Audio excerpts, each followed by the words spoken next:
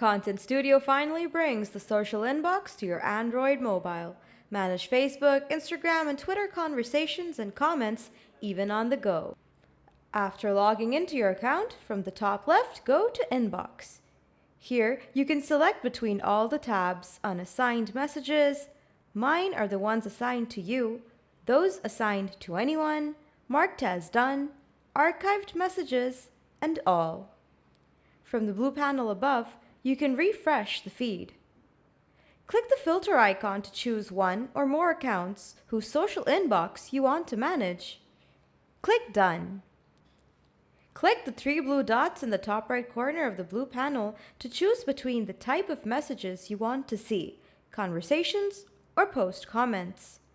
Let's select a conversation. Reply to the sender from your phone. You can also attach images from your gallery or take a picture from your camera. You can also add notes for the internal team and tag them as well.